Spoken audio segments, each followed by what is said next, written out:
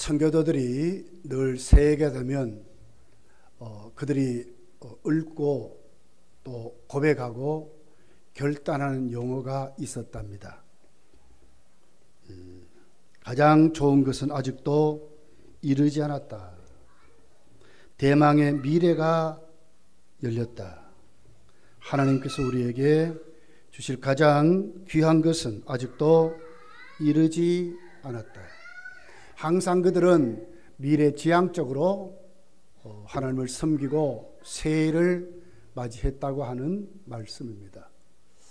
신앙이 여러분 뭡니까? 하나님을 의지하고 하나님을 영접하고 또 하나님 앞에 우리의 삶을 내려놓고 사는 것이 신앙인 줄 믿습니다. 칼빈은 우리 믿음 신앙을 오랜 참음이라 기다림이라 이렇게 말했어요. 그렇기 때문에 사실 우리 바람대로나 우리의 뜻대로 잘 안 이루어지는 것이 많아요. 왜 그럴까? 하나님은 하나님의 계획대로 우리를 이끌어 가시고 믿게 하시기 때문에 그렇습니다. 성경을 보면 여러분 이적과 기적이 일어나는 곳에 인간의 어떤 이성으로나 어떤 인간의 경험이 여러분 그것으로 해석이 됩니까? 과학적인 방법으로 해석이 됩니까? 이성적인 방법으로 해석이 됩니까? 38년 된 병자가 침상째로 누워 있습니다. 그의 소망이 무엇이었어요? 베스다 연못이 움직이면 내가 한번 들어가고 싶다. 근데 아무도 나를 데려가는 사람이 없다는 거예요. 이 사람이 갖고 있는 현실은 그랬습니다. 사고도 그랬습니다. 바람도 기대도 다 그랬습니다. 근데 예수님 오시니 뭐라고 그래요? 네 침상을 들고 걸어가라고 그랬단 말이에요. 어떻게 납득이 되겠어요? 도와주어도 경쟁에 뒤떨어지는 그가 스스로 침상을 들고 걸어가라는 거예요. 이게 어떻게 여러분 과학으로 증명이 되고 어떤 우리 이성으로 어떻게 이것이 해석이 될 수 있습니까? 신앙은 이런 것입니다. 하나님을 믿는 것입니다. 그러기에 바울은 빌립보서 3장의 13절부터 이렇게 기록합니다. 형제들아 나는 아직 내가 잡은 줄로 여기지 아니하고 오직 한 일 즉 뒤에 있는 것을 잊어버리고 뒤에 있는 것을 잊어버린대요. 아직도 잡은 것으로 여기는데 그게 무슨 얘기예요? 자신의 역량이 있지 않다 그 말이죠. 앞에 있는 것을 잡으려고 표대를 향하여 그리스도 예수 안에서 하나님 위에서 부르신 부름의 상을 위하여 달려간다. 그가 바라본 것이 뭐예요? 하나님이 자신에게 주신 그 부름, 하나님이 주신 자신에게 주신 그 비전, 그것 보고 간다는 거예요. 그러니까 거기에 내가 있어요, 없어요? 나는 없지요. 거기에 내가 순종하고 헌신하는 것밖에 없지요. 이게 여러분 성경이 믿음이라고 이렇게 말하는 겁니다. 본문은 우리가 잘 알듯이 다윗이 소문을 듣게 됩니다. 오베데돔의 집에 3달간 법궤를 잘 모셨더니 하나님이 큰 복을 주셨답니다.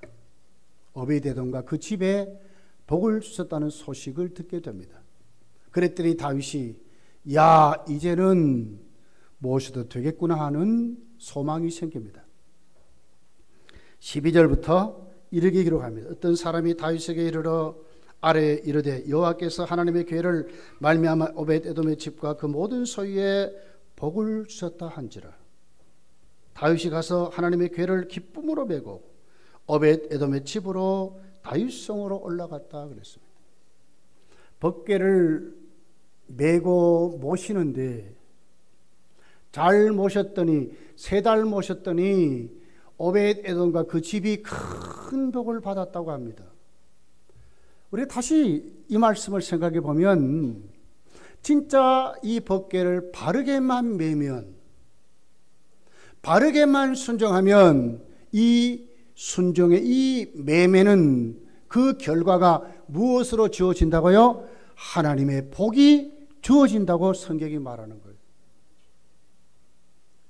진짜 잘 매면 성경이 말하는 대로 정말 매기만 하면 정말 매어서 하나님께 바르게 순종하면, 바르게 섬기면 그 결과가 반드시 복이 있대요. 여러분 복 받고 싶잖아요. 삶이 형통하기를 원하고, 건강하기를 원하고, 가정이 행복하기를 원하고, 직장 사업이 잘 되기를 원하고, 믿음 생활 잘하기를 원하고, 천국 같은 삶을 살기를 원하고, 천국의 비전을 가지고 소망을 가지고 천국을 바라보며 살기를 원하고, 마귀 사탄 권세 예수 이름을 이기기를 원하고 살잖아요. 여기 나와 있는 복은 행복이란 말입니다. 잘 풀어진다고 말이에요. 법궤는 매는 것으로 시작할 때에 하나님의 복이 있다 하는 것을 우리에게 보여주는 거예요. 이 소식을 다윗이 듣고 그도 가서 어떻게 합니까? 하나님의 궤를 기쁨으로 메고 그랬어요. 기쁨으로 메고. 그렇게 해서 하나님 앞에 법궤를 모셔오는 것으로 시작을 합니다. 법궤는 여러분 무엇의 상징입니까? 하나님의 임재의 상징이지요. 법궤가 다윗성으로 들어온다는 것은 뭐예요? 하나님이 들어오신다 하는 것과 똑같은 거예요. 그러니까 어떻게 하든지 법궤를 모시려고 하는 거예요. 하나님을 모시려고 하는 거예요. 그럴 때에 어떻게 모실 때에 복이 임한다고요? 맬 때에. 이 맨다는 말은 뭘까요? 헌신을 말하지. 여기까지 오기에는 많은 어려움이 있었고 시행착오가 있었고 희생이 있었던 것을 보게 됩니다. 오늘 1절서부터 보면 이제 그 법궤를 모시려고 3만 명을 다윗이 각 지파에 동원해 가지고 그 아비나답의 집으로 보내게 되죠. 3만 명을 뽑았습니다. 주경가들은 왜 법궤 하나 이렇게 메고 오는데 3만 명이 필요할까? 여러분 어떻게 생각합니까? 3만 명을 뽑아 보냈다는 거예요. 이건 뭘 얘기할까요? 모든 지파가 하나 되고 거기에 모든 시선을 거기다 내놓고 또 자칫하면 블레셋이 다시 쳐들어와서 법궤를 뺏어갈까 봐 군대를 보내는 거예요. 철두철미하게 잘 준비해서 완벽하게 해서. 그래서 보내서 이제 그 법궤를 모시는데 어떻게 합니까? 수레를 이제 준비해 가지고 거기 모시는 거예요. 결국 그것 때문에 나곤의 타작마당에 와서 나귀가 막 발작을 하는 거예요. 법궤가 떨어지려고 하니까 아비나답의 아들 우사가 그 법궤를 붙잡지요.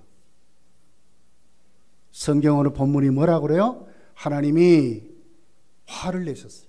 진노하셨다 그랬어요. 그래서 우사를 치니까 그 자리에서 죽었다 이렇게 말했어요. 오늘 이것은 우리에게 뭘 얘기할까요? 우리가 하나님을 교회를 섬기고 우리가 하나님 앞에 신앙생활하면서 봉사하는 모든 삶이 어디에 기준을 해야 하느냐 하는 것을 우리에게 보여주는 거예요.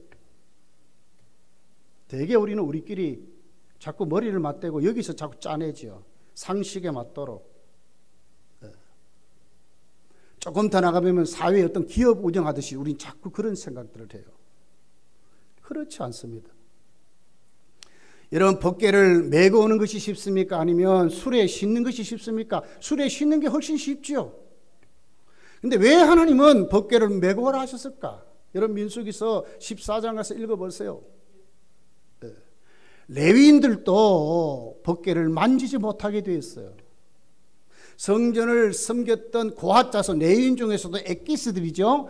고핫 자손마저도 어떻게 해요? 못 만지게 되어 있어요.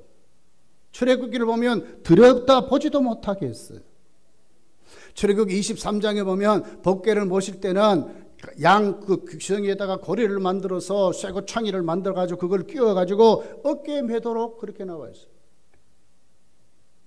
이건 우리에게 뭘 얘기한다고요? 희생을 말하는 거예요. 주가 주인이심을 믿고 이게 하나님이신 줄 믿고 하나님을 섬길 때는 반드시 희생이 필요하다는 거지요. 헌신이 필요하다는 거지요. 상식대로 우리가 좋아하는 대로 하는 것이 아니라 하나님의 뜻대로 하나님의 계획 안에 하나님의 말씀 안에 해야 된다는 것을 우리에게 가르쳐 주고 있는 거예요. 빌립보서 2장 1절부터 이렇게 기록을 합니다. 그러므로 그리스도 안에 무슨 권면이나 사랑에 무슨 위로나 성령에 무슨 교제나 긍휼이나 자비가 있거든. 이게 뭐죠? 모든 섬김이 있거든, 그 말 아닙니까? 마음을 같이하여 같은 사랑을 가지고 뜻을 합하여 한 마음을 품어 아무 일이든지 다툼이나 허용을 하지 말고 오직 겸손한 마음으로 각각 자기보다 남을 낫게 여기고 각각 자기 일을 돌아볼 뿐더러 또한 각각 다른 사람들의 일을 돌아보아 나의 기쁨을 충만하게 하라. 누구를 충만하게 하라고요? 주님의 기쁨을 충만하게 하라. 우리가 좋은 것이 아니라 주님의 기쁨으로 우리가 충만해지도록 정말 주를 섬기는 자세로 섬기라고 말하는 거예요. 다툼이나 허용을 하지 말고 공동체 한마음 되는 것을 여러분 무너뜨리지 말고 남을 나보다 낫게 여기고 예수의 마음을 가져서 그렇게 하라고 그렇게 말하는 거예요. 슬픈 기사를 봤습니다. 3만 2천 명이 모이는 통합적 광성교회 얘기입니다.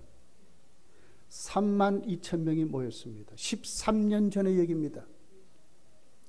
그런데 올해 2천 명으로 떨어졌답니다. 왜 그랬습니까? 13년 동안 싸웠어요. 모이면 싸워요. 모이면 싸워. 기득권 때문에 싸우고 재산 때문에 싸우고 교단 때문에 싸우고 계속 싸움박질하고 왔다 보니까 다 떨어지고 그 중에 많은 분들이 예수를 안 믿는다고 하는 거예요. 3만 2천 명이 2천 명이 되어버렸답니다. 매야 되는데 상식적으로 자기들의 주장이 강하니까 그것 가지고 자꾸 싸우는 거예요. 그것 가지고 이렇게 하는 것이 맞다, 저렇게 하는 것이 맞다. 이 재산은 우리 것이다, 우리가 먼저 했으니 우리 것이다, 네 것이다, 뭐 이러고들 있는 거예요.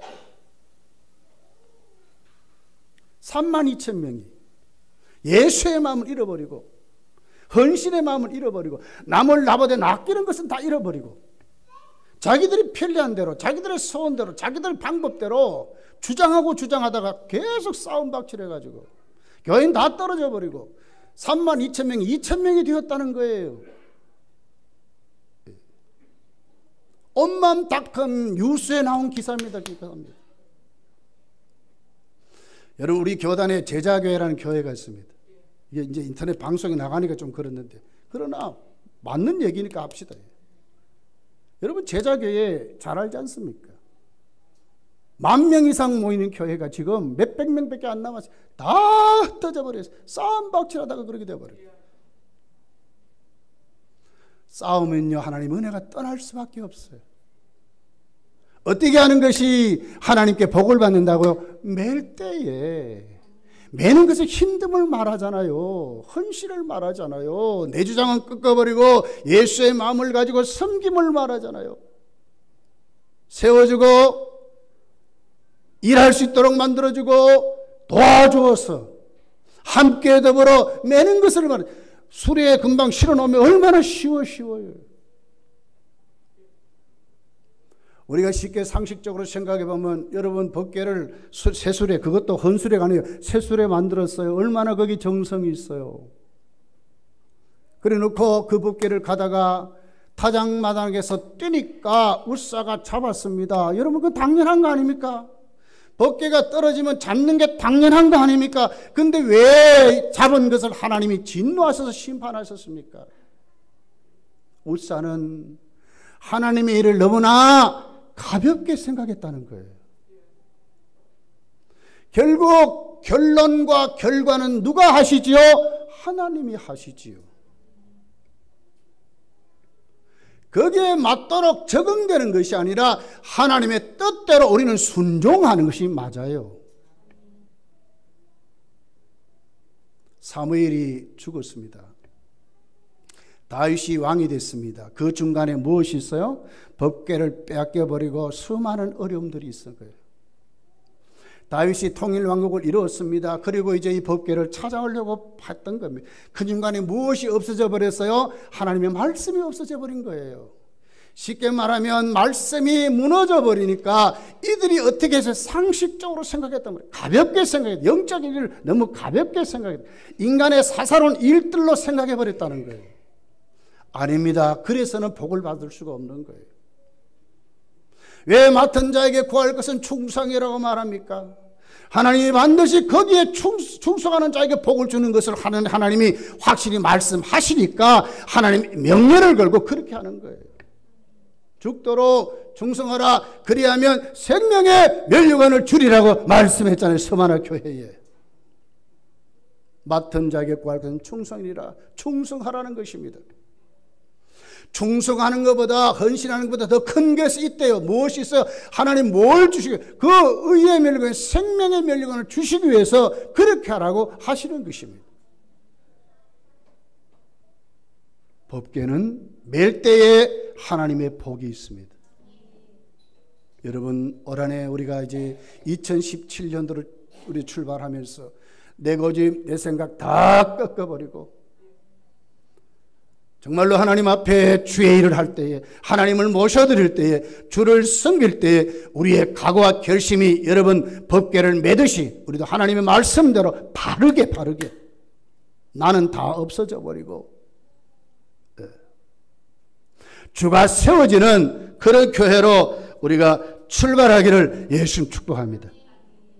에베소서 4장부터 보십시오. 거기 교회 에베소서는 교회론을 말하지 않습니까?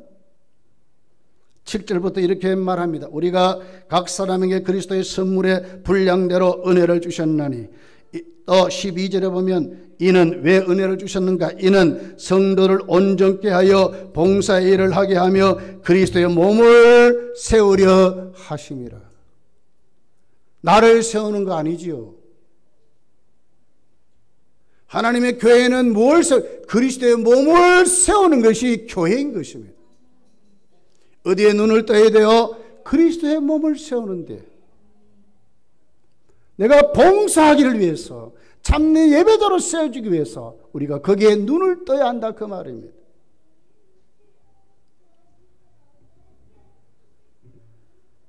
로마서 12장 11절에 보니까 부지런하여 게으르지 말고 열심으로 주를 섬기라 그랬어요. 열심으로 섬기라, 열심으로. 네. 누구를요? 주를. 이게 법궤를 매는 일입니다. 열심으로 섬기는 것입니다. 고린도전서 14장을 읽어보세요. 거기 은사장을 말하잖아요. 그러면서 그 은사장의 내용이 뭡니까? 목적이 뭡니까? 교회의 덕을 세우려 하려 하심이니라. 교회의 덕을 세우려 하려 하심이니라. 고린도전서 14장 26절에 이렇게 말해요. 그런즉 형제들아 어찌할까? 너희가 모일 때마다 각각 찬송시도 있으며 가르치는 말씀도 있으며 계시도 있으며 방언도 있으며 통역함도 있나니 모든 것을 덕을 세우기 위하여 하라 그랬습니다. 덕을 세우기 위해서 하는 것입니다. 여러분, 우리가 시작하면서 오늘 또 우리가 임직받은 분들, 일꾼들이 있습니다. 가정교회 아직은 우리가 3월달이기 때문에 조금 더 우리가 세밀히 살펴보려고 아직 안 세웠어요. 어떻게 해야 될까요? 내 방법대로, 내 마음대로, 내 편리한 대로, 우리 형편대로 하는 겁니까? 아니지요. 어떻게 한다고요? 매는 거예요, 매는 거예요. 거기는 아픔도 있어요. 수고로움이 있는 거예요. 희생이 있는 거예요. 내 물질도 거기 쏟아지는 거예요. 헌신이 거기에 있는 거예요. 뭐요? 법궤를, 내가 법궤를 매는 거예요. 하나님을 모시는 삶으로 내가 세워지는 것입니다. 어떻게 시작부터 해야 될까요? 오늘 성경은 그 법궤를 모시고 맨 처음에 한 일이 있어요. 그것이 뭡니까? 예배였습니다. 어떻게 법궤를 메고 처음 무엇부터 시작해야 하느냐 하는 것이요, 그것은 바로 예배로 시작해야 된다는 거예요. 자, 12절 우리 17절까지 좀 본문이 길지만 교독해 봅시다. 어떤 사람이 다윗 왕에게 이르되 아래에 이르되 여호와께서 하나님의 궤로 말미암아 오베드에돔의 집과 그 모든 소유에 복을 주사 한지라. 다윗이 가서 하나님의 궤를 기쁨으로 해고 오베드에돔의 집에서 다윗성으로 옮겨갈세.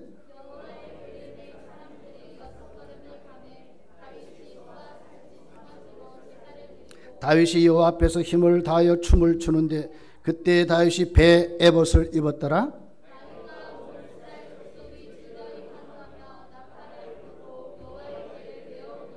여호와의 궤를 메고 들어가서 다윗이 그것을 위하여 친 장막 가운데 그 준비한 자리에 그것을 두매 다윗이 번제와 화목제로 여호와 앞에 드리니라. 무엇을 중심으로 있지요? 예배를 중심으로 하고 있어요. 기쁨으로 오벳에돔의 집에서 메고 나왔어요. 13절에 맨 사람들이 어떻게 합니까? 6걸음을 갈 때마다 멀에서요 제사를 드렸답니다. 이것이 시작이에요. 하나님을 모시는 사람들의 시작이 무엇으로 나타났는가? 예배로 나타났다는 거예요. 우리 신앙생활의 모든 기초, 우리 신앙생활의 모든 전부는 예배입니다. 예배. 주의를 지키고 예배자로 세상의 삶에 나가서 생활에서도 하나님께 예배자로 승리하며 살아가야 하는 것입니다. 6발자국을 뛸 때마다 하나님께 제사를 드렸다 그 말이에요.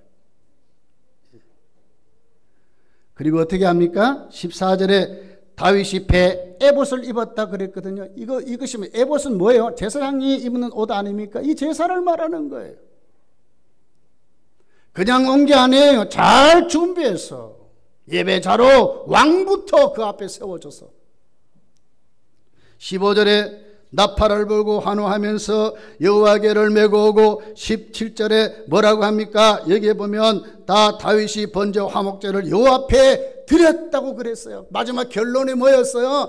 100개를 메고 와 다윗성에 안착할 때 마지막이 무엇으로 나타났어요? 예배로 나타난 거예요. 그리고 18절부터 보십시오. 예배 드린 후에 뭘 받습니까? 축복 받습니다. 18절 다윗이 번제와 화목제를 드리기를 마치고 만군의 여호와 이름으로 백성에게 축복하고 그랬어요. 백성에게 축복했대요. 하나님을 모셨습니다. 어떻게 모셨다고요? 메었어요. 거기에 걸맞도록 헌신하면서 일했어요. 그리고 어떻게 했습니까? 예배를 통해서 하나님의 주인님, 내 인생의 주인님을 인정하고 그분 앞에 내 삶의 모든 삶을 내려놓고 하나님께 세워졌을 때 그러고 난 다음에 뭘 했어요? 하나님께 복을 받았다는 거예요. 이것이 성도의 모습입니다, 여러분. 예배 성공자는 모든 것이 성공하고 예배 실패자는 모든 것이 무너지는 것이에요. 천국 가서도 여러분이 예배하고 사는 거예요. 이 땅에서도 예배에 성공하지 못한 어떻게 천국 가서 하나님을 기쁘시게 하겠어요? 말세에 믿음 있는 자를 찾아보기 힘든답니다. 왜 그렇습니까? 예배자들이 없어지는 거예요. 19절에 보세요. 모든 백성 곧 온 이스라엘 무리에게 남녀를 막론하고 떡 한 개와 고기 한 조각과 건포도 한 떡덩이씩 나누어 주매 모든 백성이 각기 집으로 돌아가니라. 이게 뭐예요? 예배를 드리고 축복을 받고 그것을 나누어서 세상에 나가 승리하며 사는 거예요. 먹고 사는 거예요. 먹고 사는 거예요. 이것이 성도의 모습이에요. 모습.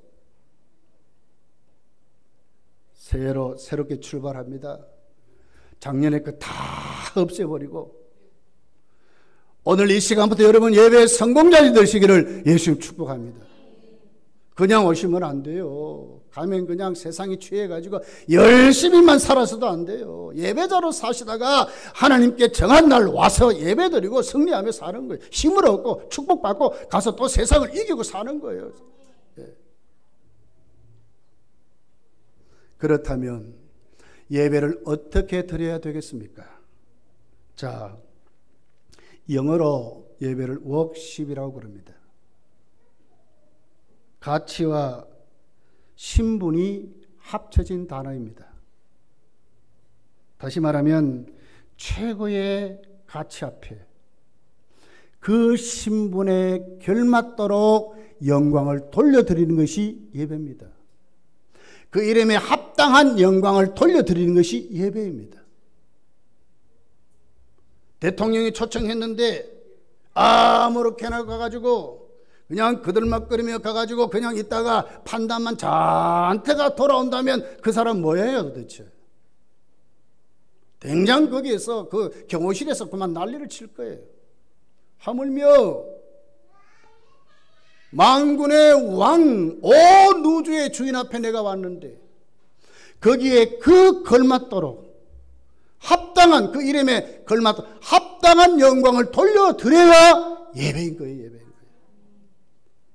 오늘 우리가 이 같은 믿음으로, 이 같은 자세로 하나님께 드리는 것이 예배라는 거예요. 예배라는 거예요.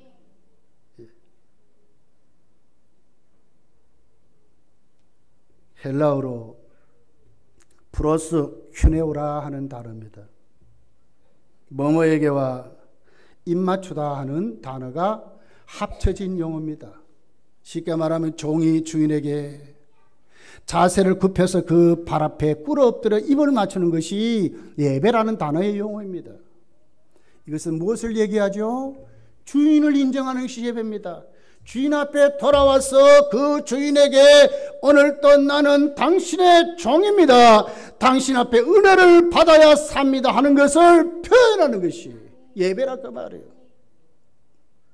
예배 자리에 왔으면서도 아무렇게나 하고 아무 은혜도 못 받고 그냥 온갖 잡생각만 하다가 온갖 세상 일 생각만 하다가 아니면 비판만 잔뜩 하다가 돌아가면 그게 예배겠습니까? 아니란 거예요. 예배는 뭐라고요? 최고의 만군의 우주의 주인 앞에 오늘도 그분이 나의 주인이심을 믿고 그 종이 주인을 위해서만 있듯이 오늘도 그 하나님 앞에 오늘도 우리가 그 주인의 발 앞에 꿇어 엎드려서 그 주인을 높여드리는 것, 그 주인을 위해서만 오늘도 여기에서 영광 돌리는 것이 예배라는 것입니다.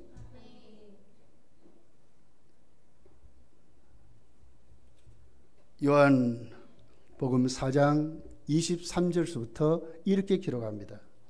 아버지께 참되게 예배하는 자들은 영과 진리로 예배할 때가 오나니 이때라 아버지께는 자기에게 이렇게 예배하는 자를 찾으시느니라.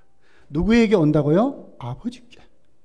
아버지께 예배하는 자들을 하나님이 찾으시는데 24절에 보니까 하나님은 영이시니 예배하는 자가 영과 진리로 예배할지니라고 했어요. 우리 것 가지고 오는 거 아니에요. 영과 진리로 하나님께 예배 드려야 한다는 거예요. 거기에 누가 있어요? 나는 아무것도 없는 거예요, 여러분. 구약의 제사는 뭐예요? 제물을 잡아서 생명을 죽여서 하나님께 다 살라가지고 화제를 올려드리는 거잖아요. 거기에 누가 있어요? 누가 있어요? 아무것도 없어요. 하나님만 영광을 받으시는 거예요. 이게 예배예요, 예배.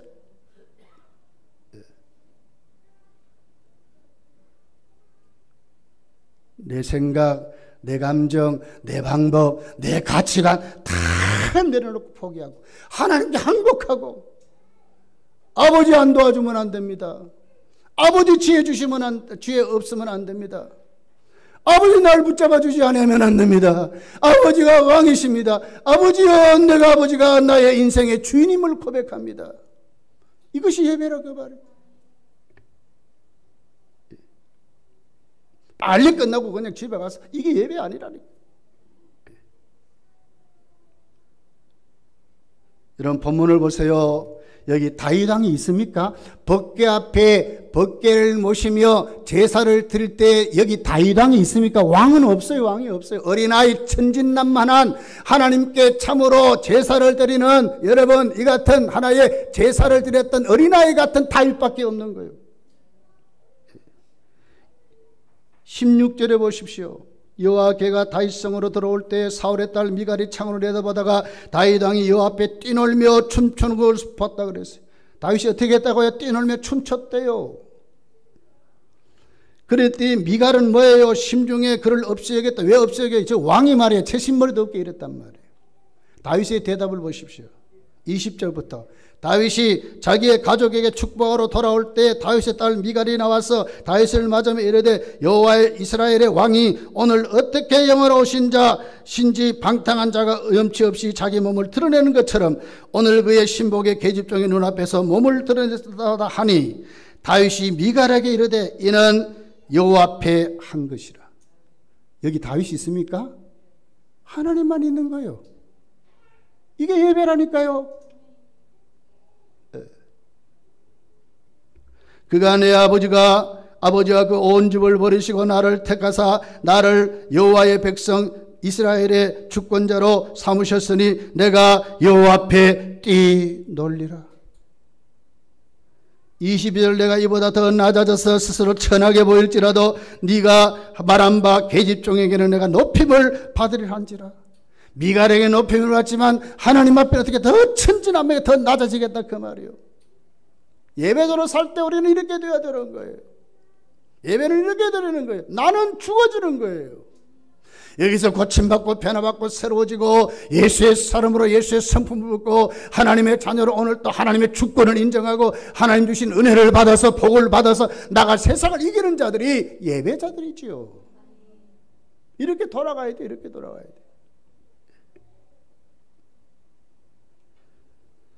벤자민 슈몰크 목사님 찬송가 549 내 주여 뜻대로 하시옵소서. 이게 어디서 나왔죠? 독일이 말이에요. 30년의 전쟁을 겪습니다. 1,600만 명이 600만 명으로 줄어들게 됩니다.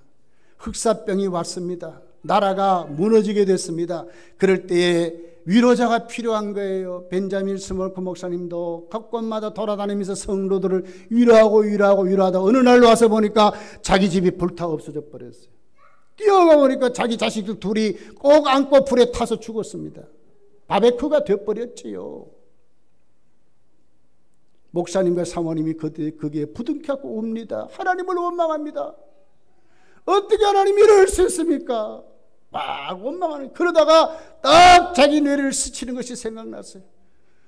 주님은 날 위해 십자가에 죽어서 이보다 훨씬 더 했는데 나는 배신도 당하지 않고 나는 그래도 여기에 이렇게 서 있는데 주님은 다 배신당하고 그랬지 않는가?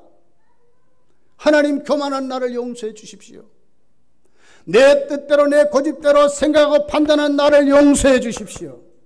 거기 회개하고 그리고 지은 찬송가가 내 주여 뜻대로 하옵소서 하는 거예요.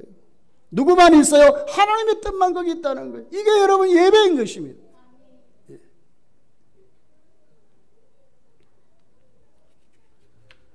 여러분 오늘 이 말씀 잘 기억해서 정말 참 예배자들로 예배 드릴 때마다 여러분의 삶이 똑바로 세워지시기를 여러분의 생각, 가치관, 판단 다 내려놓고 무너지게 되기를 예수님 축복합니다.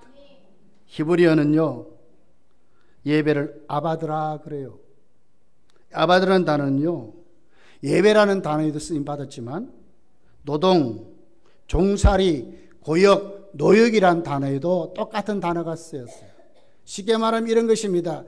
참으로 하나님께 바르게 드리는 예배자는 진짜 예배자이고 복을 받지만 아니면 뭐라고요? 노역이고 하나의 거기에 고충이라는 것을 말하는 거예요.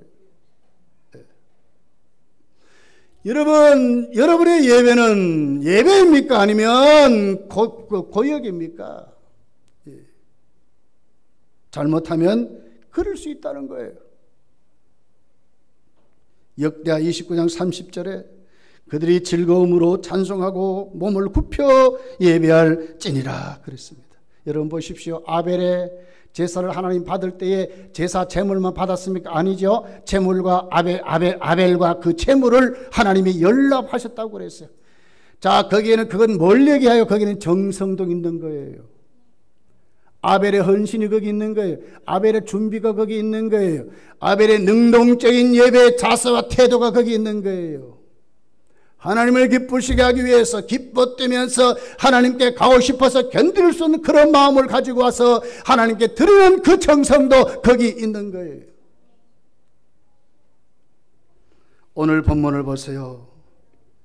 여러분 여기에 다윗의 예배드린 자의 태도를 보세요. 기뻐 뛰며 그랬습니다. 자원한 마음으로 그랬습니다. 즐겁게 드렸습니다. 적극적으로 드렸습니다. 모시고 싶어 견딜 수 없는 거예요. 제사 드리면서 하나님을 만나고 싶어 견딜 수 없는 거예요. 여러분의 예배는 고역이 아니라 여러분의 예배는 하나님을 만나고 싶은 즐거움이 넘치는 예배가 되기를 원합니다. 이것이 예배예요, 예배.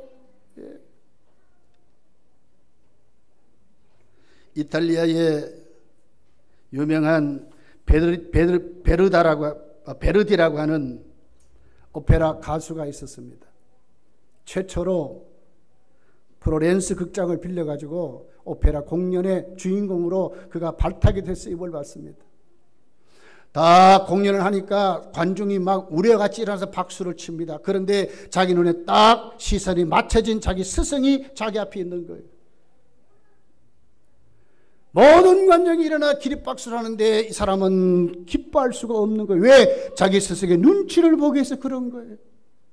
진짜 자기 스승도 박수를 쳐주는지, 진짜 자기 스승이 마음에 들어하는지를 그가 보는 거예요.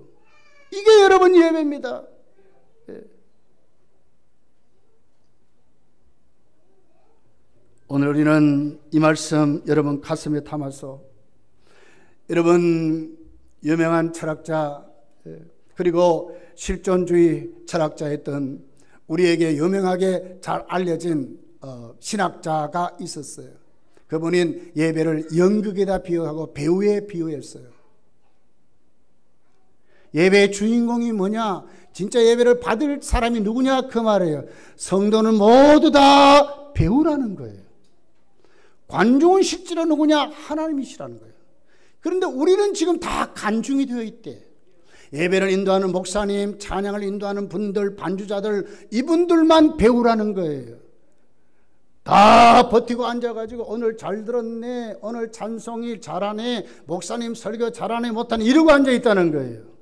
여러분 이것이 예배입니까? 예배를 판단하고 예배를 받으시는 분은 누구예요? 하나님밖에 없지요. 우리는 다 그런다는 거예요. 다 자세를 가지고 어떻게 은혜를 받겠어요, 여러분? 우리가 다 배우인 것입니다. 우리가 다 예배의 제물인 것입니다. 하나님께 내가 오늘 또 세워져서 주를 기쁘시게 하는 배우가 되어야 한다 그 말이에요. 즐겁게 드려야 합니다. 찬송하고 감사하고 그분의 이름에 합당한 영광을 돌려드리는 것이, 나는 죽고 그분을 높이는 것이 예배입니다. 하나님이 나에게 복 주신 걸 믿고 오늘 또 그분 앞에 내가 모든 정성을 다하고 예배에 합당한 자세를 가지고 나가서 드릴 때 하나님 우리에게 복을 주시는 것입니다. 올 한 해 여러분 반드시 예배의 성공자리 돼서 여러분의 삶이 정말 행복해지시기를 예수 축복합니다. 기도하겠습니다.